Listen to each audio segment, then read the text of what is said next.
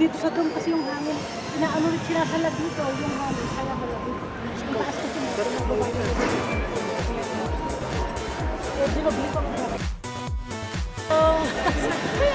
malamig na po dito.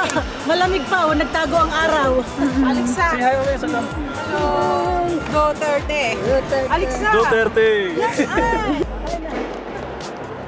Ano po tayo? Saan tayo? Sa harap sa may hagdan?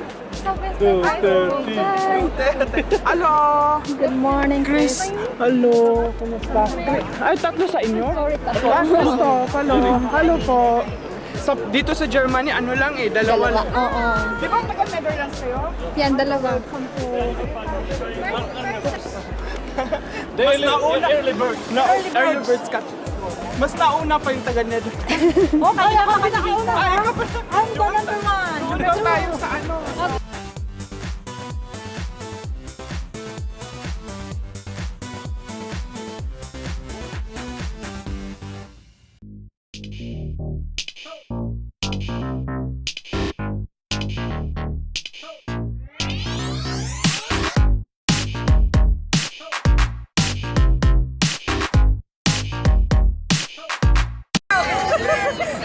Duterte!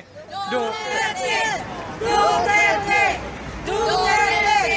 Duterte. Duterte. Duterte. Duterte. Ay! Ano masasabi mo, sis? Masasabi ko, kailangan na niya mawala sa gobyerno ng Pilipinas dahil siya ay salot. Yun lang po. Ano ba ang naging epekto ng video ni Lenny na ipinalabas sa UN? Ano ba ang naging personal na epekto sa buhay mo dito, sa pamumuhay mo dito sa Germany? Alam niyo po ba kung anong epekto nun? Pagkapasok ko sa eskwelahan, ang sabi sa akin ng mga klase ko, ang Pilipinas daw, ang president ay murderer. 3,500 he kills drug addicts, which is hindi po yung totoo. Mga kasinungalingan. Oo. Ano masasabi niyo po? Paglalaban natin siya dahil kailangan matanggal yung busy natin, Vice President Miss Lini. Huwag kang mag-try dito sa Europa dahil ipaglalaban namin ang aming President, President Duterte. President Duterte. Busy. Palit. Busy. Bakit kailangan palitan ang vice presidente? Kasi fake siya. Fake na palitan. Nakikita mo yung against siya sa government natin na ginagawa ni Tatay Digong. Kailangan apektuhan kaming nandito sa abroad. Kailangan o resign. Resign. Para kay Tatay Digong. Kailangan Kayo po, ano masasabi niyo po? kailangan suportahan natin ang Duterte government because everything was said in the media. Most of the stories about Duterte are lies against Duterte. So I think we have to support the Duterte government. Okay. I support the Duterte government on pag-impeach si Lini din. Impeach natin. Supportado kami dito. Ano po ba ang naging epekto ng video ni Vice President Lenny Robredo sa pamumuhay niyo po? Huwag po kayo matakot, ate.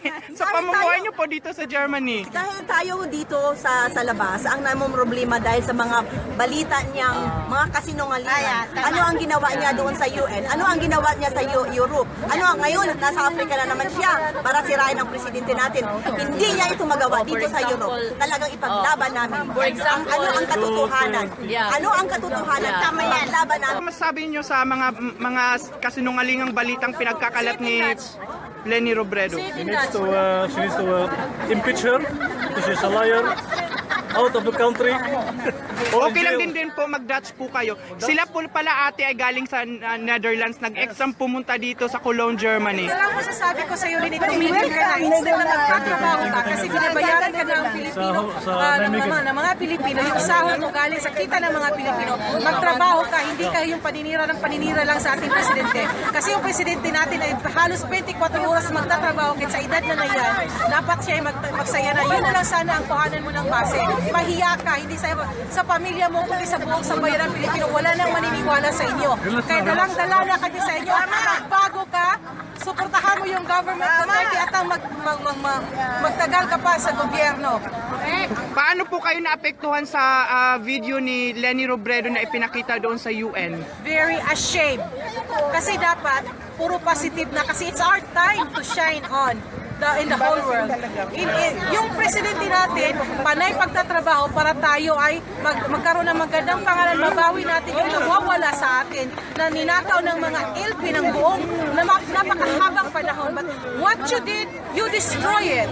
You destroy it, Leni. Mahiya ka at makonsensya ka. Huwag kang papadala at papasilaw sa pera kasi hindi na kami yung mga Pilipinong henerasyon na pwedeng diktahan ng pera. Makinig ka, mahiya ka. Matakot ka sa Diyos. Ano po ate, ano masasabi nyo? Yung experience nyo po? Ang masasabi ko lang sana okay lang na may opposition party sa Philippines because it's normal. Pero dapat tangkapin nyo na nanalo si Duterte at saka maganda naman yung ginawa ng administration. And then, alam mo, sawang-sawa na kami sa mga negative na mga ano ba yan? News. About sa news kasi may mga tao na concerned din sa amin na hindi alam kung gaano kalaki yung Pilipinas and then nagtatanong kung what's happening in your country, ano yung nangyari sa Duterte, yung presidente ninyo na ano ba yan siya? Okay ba yung pag-iisip niya? Kasi 9 years old, pwede na siyang sa death penalty, ano na sa death penalty. At saka yun, basta lahat puro negative news na lang. So kami, syempre, although we really tried our best na i-explain sa kanila, pero nakakaana din kung lahat ng mga news na nababasa nila dito is puro negative kasi nga puro sa kasakiman ng mga ibang hindi lang si Lenny, pero yung party pa talaga niya. So, yung mga sakim, kumbaga, sakim sa pera, sakim sa power, mahiya kayo, at saka magising kayo. Hindi ba kayo nakakatulog ba kayo ng mahimbing during the night? Yung mga corrupt officials, nakakatulog ba kayo ng mahimbing? Okay ba sa inyo na yung mga pera na pinapakain nyo sa mga pamilya ninyo, na ninakaw nyo sa mga tao at the expense of the poor people, okay lang ba sa inyo? And then ang tanong ko din sa mga tao, sa pamilya ng mga corrupt officials or corrupt na mga tao dyan, okay lang ba sa inyo na yung tatay at nanay nyo na may posisyon sa gobyerno na nagko-corrupt din? Okay, if I were the child of that person, sasabihin ko sa nanay or tatay ko na mag-stop na and then help the government para sa ating bayan magbago na and then para sa kinabukasan ng ngayon sa generation na to at sa ibang pang henerasyon na darating. Yun lang ang masasabi ko. And then lastly, greediness won't save us, won't save you. Mahiya kayo. Yun lang. Salamat po ate. Oh, okay po. I would like to cite my experience, no? A client approached me. Tapos sabi niya, di ba magulo ang Pilipinas? Sabi niya pala, ay tanong niya sa akin, saang bansa ka? Sabi ko, ma'am, Philippines po. Di ba magulo yung bansa nyo? Di ba maraming pinapatay sa inyo? Sabi ko, hindi po yan totoo. Okay, marami pong mga pinapatay sa drug relation, no? Pero marami pong mga kasinungalingan dyan, yung extrajudicial killings, no? Marami pong dapat ibulgar na katotohanan dyan. At saka hindi lahat si Duterte ang sa likod niyaan. Ngayon po yung mga like the Germans here, no? Wala po talaga silang, kumbaga, kung meron man silang alam, konti lang po kasi hindi naman po nila hindi sila nag-ugat sa Pilipinas, hindi nila alam talaga kung ano talaga ang sitwasyon sa Pilipinas. Ako po kagaya galing po ako sa pinaka kinatatakutan na lugar, no, doon sa atin. Para sa akin, alam ko kung paano ko i-identify kung magulo ba talaga ang bansa ko o hindi, o kung totoo bang extrajudicial killing o hindi. Para sa akin, ang mga binabalita dito sa Germany is karamihan ay kasinungalingan in favor of LP. Dahil sila ay may mga contact dito sa mga NGOs. Yun lang po. Oh, salamat po. Ito lang masasabi ko naman May mga changes talaga.